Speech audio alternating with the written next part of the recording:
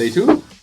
Welcome to day 2 of the UN Water Conference, and today I'm live from the UN building, or maybe live from Times Square, or maybe I did the same joke than yesterday and I'm still in my studio and it's still the middle of the night. Who knows? On a serious note, let's start with the best line for today. I belong to the generation of flower power in the 60s, 70s. Yes, with a flower, and we had a slogan: make love, not war. Make sustainable development, not war, for a better life, but don't forget love. Why? I just liked it, don't you? Let's continue with the top 3 topics you shall remember from today's sessions, and I'll start with number 3, which I could kickstart with this question: are we still ambitious enough? Indeed, I was surprised yesterday to hear this from the European Union. The European Union wants to promote a vision that in 2050 global society will be water resilient, offering water security for all. It goes fast, so let me isolate it. She says, in 2050, and still SDG 6 shall be achieved by 2030, not 2050. And along the same lines, today Malaysia said that by the end of 2035, we aim to reach 98% coverage of clean water for rural areas and 90% for sewerage coverage. Which is probably a great improvement, but still SDG 6 is about reaching 100%, not 98 or 90%. Sure, that might be realistic because, let's face it, Denmark is right. We have less than 7 years to deliver on that promise on SDG 6. Meanwhile, in many regions, the task has only grown bigger. But still, I would have loved to hear more countries reacting like Australia. I encourage all member states to remain ambitious in delivering on our commitments to achieve SDG 6. Number 2, we heard much more of the private sector today than we did yesterday, and here are some examples. We will also encourage and collaborate with the private sector in the delivery of wash services. Engagements with the private sector, academia, multilateral development banks, and other stakeholders in climate action are being strengthened. This innovative public-private fund will go towards wash services, reaching millions of people. By 2024, a focus has been made on sanitation, which, with our technical and financial partners, we hope will boost the coverage rate to more than 75%. Now, of course, this is following the nudge from Antonio Guterres from yesterday, but in order for public body to work smoothly with the private sectors, they need to put the right policies in place. We need to, all of us, pool resources together to be able to achieve 2030 goal. Our regulatory framework is ready to support private-public partnership. We have the highest support of the executive. We identify the critical need to put in place the appropriate water resources legislation, which provides for effective water sector governance, catchment management, and regulatory framework for private sector participation. And as I just mentioned, that's how. It means exploring new public-private partnerships across our work. And number 1 enhances a topic that we already discussed yesterday, with new elements added to the item of the Water Special Envoy. I won't put you every mention of the Special Envoy because it was really in every second speech, but here are some examples. Yes, we need a UN Special Envoy of water management. The view of the DRC on our request to have a special envoy for the United Nations for water specifically. We live in a global water crisis, and we need a global effort.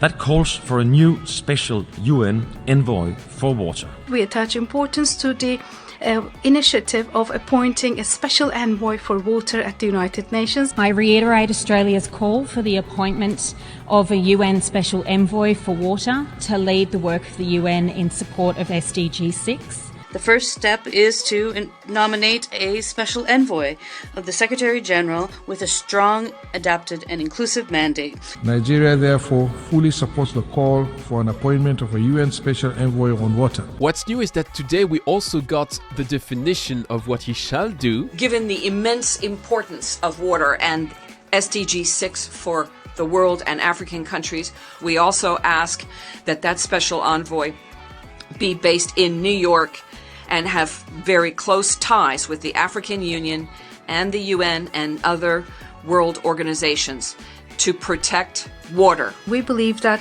it would be appropriate for the said envoy to have duties that focus on raising awareness regarding the SDG number 6 and also investments regarding water. And also some clear hints at where it shall come from and who it shall be. We expect that post to be occupied a high-level, high-ranking official from the African continent who is able to speak for all the most vulnerable countries to ensure water getting the attention it needs in terms of policy on an ongoing basis. We also think that the special envoy should have an impartial approach that considers the perspective of all countries and, more importantly, should refrain from being involved in transboundary waters issue and should refrain from playing the role of the mediator. And preferably a high-level personality from Africa, being the continent that continues to face the most critical challenges of access to potable water,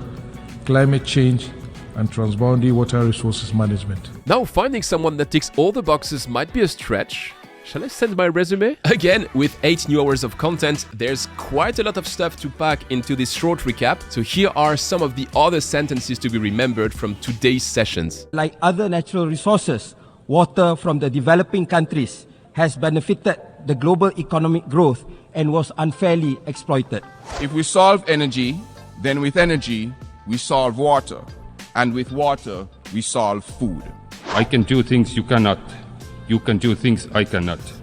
Together, we can do great things. To support the people of this region, we have invested not only in experts from the various relevant fields, but also in the creative powers of artists and designers. None of this is particularly easy, but equally it is unavoidable, and we need leaders everywhere to step up and lead across governments, businesses, the whole of society.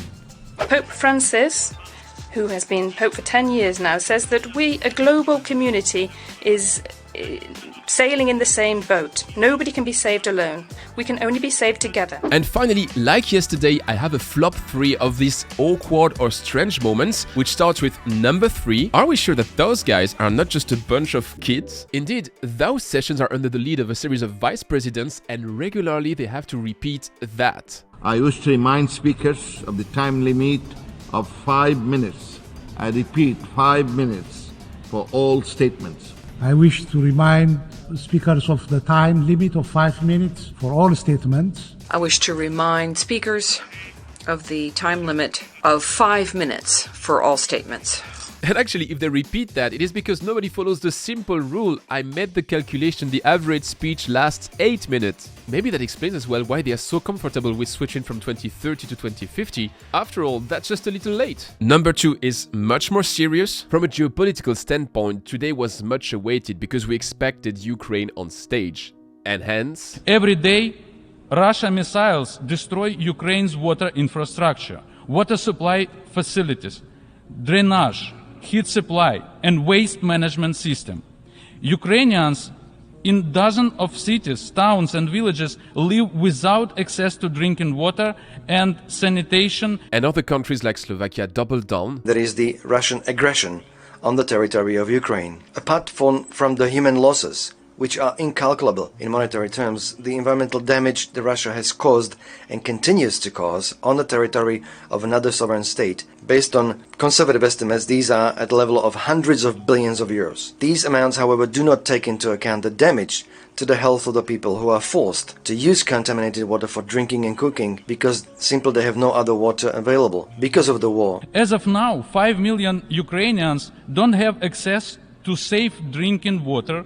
And because of Russia's actions, 70% of our country's population might be deprived of water. So when Russia came to stage later on, they answered. We regret attempts to politicize the water issue, thereby concealing and overshadowing the interests of people and destruction of infrastructure and water resources. We have been encountering this in 2014 on the Crimean Peninsula. We have observed an insufficient state of water provisions, which has resulted in 60% loss in drinking water, as well as contamination of fresh water in the Black Sea basin due to the absence of cleaning sanitation facilities. But the Ukraine-Russia situation wasn't the only one to be tense today, because if you remember, we heard Azerbaijan yesterday. Azerbaijan continues. Azerbaijan for Azerbaijan.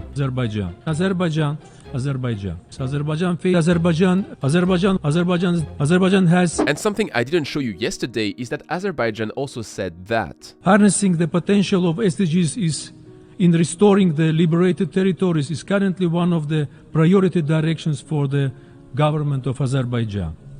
In this context, we are actively working with UN organizations to address environmental risks, including those related to water resources, in order to ensure the safe return of IDPs to their home. And today, Armenia came with an answer. At the event yesterday, the Minister of Azerbaijan tried to present the blockade of a population of 120,000 people in Nagorno-Karabakh as an environmental protest. The order of the International Court of Justice issued on 22 February obliges Azerbaijan to take all measures at its disposal to ensure unimpeded movement of persons, vehicles and cargo along the Lachin corridor in both directions. In summary of that section, it is clear that you cannot decouple water from geopolitics. But I'll take the same position than yesterday, which is to say that I'm a water guy and I look after water topics. And finally, number one, there's a moment today where I started wondering why I committed to cover these 3 days of the conference. Because once you've seen one of those pitches, they somewhat are all the same. Let me give you an example of what I mean. Let's build a Frankenstein from scratch. And let's start by thanking two countries. Firstly, let me express our gratitude to the host countries, the Republic of Tajikistan and the Kingdom of the Netherlands. Once you've done that, remind everyone that it's an historic event. Given the transformational spirit of this conference, for this historic event, the largest conference on water organized by the United Nations in almost 50 years. 50? No, that's not specific enough. It has been 46 years since the first UN conference on water was held in 1977. Unless you have your own version of maths. We have waited for 26 years. Whoops. Then you add some facts and figures. Water is life. Yet less than 3% of the world's water is fresh, and less than 1% is readily available. The human right to water is essential for eradicating poverty, building prosperous societies, and ensuring that no one is left behind. Water is central to addressing this issue. Water is universal for sustainable development. But there's a problem. The change in rainfall levels and patterns have resulted in longer dry periods, increased drought conditions, resulting in lower water availability. Not only drought, but also floods as well. Climate change is altering the water cycle, resulting in flooding, droughts, and wildfires, which you can solve with partnerships or cooperation. We need a better cooperation between different UN agencies, regional bodies, and cross-sectoral cooperation and partnership. Then you say something specific about your country. I won't give you examples of that. I'll let you imagine. And once you've done that, you call for action. We're working with countries to scale up global action. To reiterate our commitment to the water action. The Program of Action for Universal Drinking Water and Sanitation Action. Thus, let our water actions be persistent. In closing of the action segment, you call for a special envoy. And finally, you conclude with an inspiring quote. I'd like to finish with a quote from the former UN Secretary General Dag Hammarskjöld. Life only demands from you the strength that you possess. A sea of change is on the horizon, and we hope you will embrace it. To quote Nelson Mandela, vision with action can change the world. Now let's be clear. Too many countries have done that, so I can make jokes about it, yet there are also very good contributions, the one you've seen yesterday and today, and I hope that tomorrow for the closing, we will have our bang for the buck. That's it for today. It's 2:30 in the morning as I record this, so I hope you liked this new recap. If that's the case, please subscribe to this channel. If you're already subscribed, consider smashing the like button just below me. If you're watching that in the future, day 3 shall be just here, and I'll see you next time.